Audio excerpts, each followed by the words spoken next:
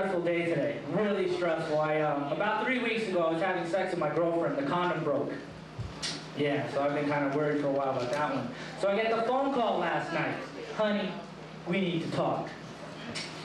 So she comes, sits me down, and says, baby, about a year ago, I got diagnosed with herpes. Ooh, thank God. I thought you were going to tell me you were pregnant. No, I'll tell you, I'd much rather have herpes than have a kid. I'll tell you that right now. 18 years down the line, I'm not going to have to pay $50,000 to send herpes to go to college. But I can still keep pictures of herpes in my wallet to show to my friends if I so wish. I actually just turned 25, and I'm thinking, I actually would like to have a family one day. I'd like to settle down. And then when I saw this movie called 21 Grams, yeah, where this lady's family gets like mowed down and hit and run, I think, how awful would that be to lose your family, But then again, that's why I'm a huge advocate of adoption.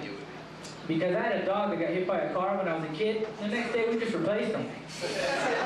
Yeah, one man's trash tree is another man's treasure. So I know what you're thinking. You see me up here saying Piñon. What kind of name is that? And you're all wrong. I'm not just another black comic. I'm actually Irish-Mexican. Yeah, so there's a lot of myths and stereotypes involved with, Mexican culture and Irish culture. They say that we're lazy and we drink too much and we're abusive to our women and we procrastinate. And I was actually going to write this really great bit about it, but I ended up getting really drunk. I got in a huge fight with my girlfriend. Fell asleep on the couch, so I figured out, fuck it, I'll do it tomorrow. I'll tell you the worst part about being bicultural is I can differentiate between my Latin way of thought and my white way of thought. And I'll give you an example. Being the good Mexican that I am, I ran out and I robbed somebody.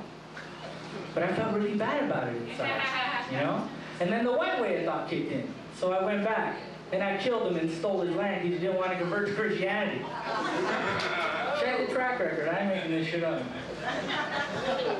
But yeah, I don't know, there's a lot of Latin actors out there, and you guys ever watch the Oscars, how they do tributes to certain people? But what bothers me is they never do the tribute to that one person who's really just busted through for like Latin actors.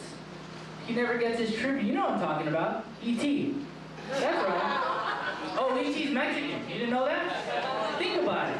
He's short, brown, and chubby, right? He can build incredible things out of junk, right? He's got broken English like a motherfucker. Now here you have a short, brown, chubby guy being transported in a crate through the hills, wearing nothing but a blanket, trying to evade the authorities.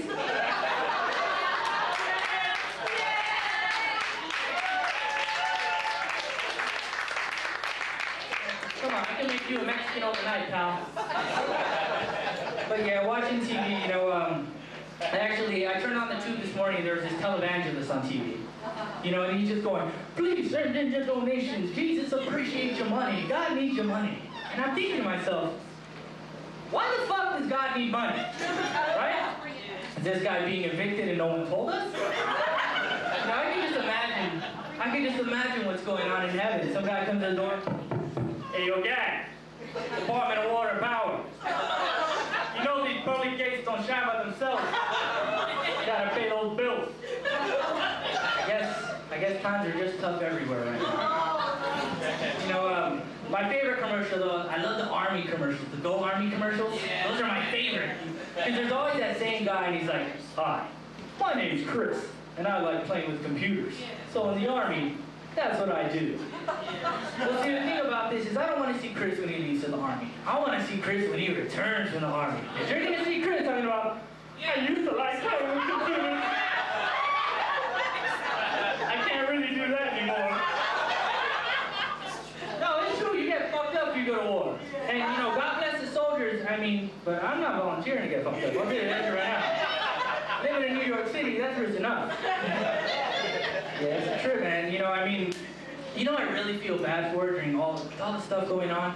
I really feel for Jesus, Did you ever wonder if, Jesus just sitting up in heaven with his, not in my name shirt on, watching all the shit going on in the world, all the, the poverty and the wars and the drugs and the chaos, and he's just sitting there and looking at his hands and his feet going, well, that was a big fucking waste of time.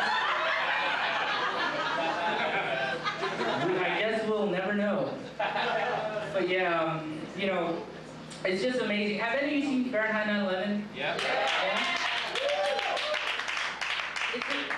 I find it really interesting how, you know, things are coming out. People are starting to, like, become aware of things, and things are changing. Times are changing. I mean, you know, you've been around longer than I have, obviously. Can you agree with me? Certain slang, certain terms, they don't mean what they used to mean, right? Like, for instance, you used to call it racism or prejudice, stereotyping. Now it's called being patriotic. They used to call it pedophilia. Now it's called Catholicism.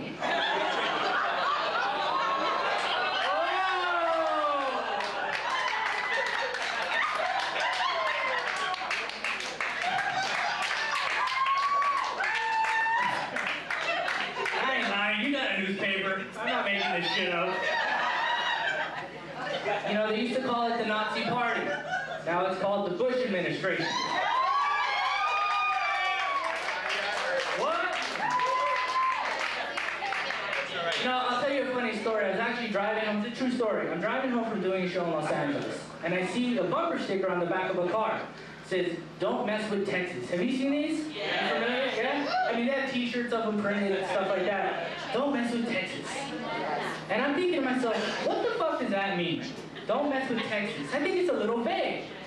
You know, I think what it should say, don't mess with Texas, we'll even execute retarded people. I think that'd be a little more on point. Don't you? I mean, because they executed a retarded kid for murder in Texas. But you really got to think about that. It makes me think about what the society we're living in. You know, how fucked up do you have to be to get murdered by a retarded person? I think even a quadriplegic has a 50-50 chance of getting away. I mean, that's just me. No Jedi mind tricks necessary for this escape. But, you know, I'm just going to close on this. You know, all jokes aside, each and every one of you here should be grateful to be an American. Yeah. I'm serious. Each and every one of you. Because, I mean, you got to think of it. It could be so much worse. You know, we could live in one of those countries where only the richest 1% get any type of real tax break.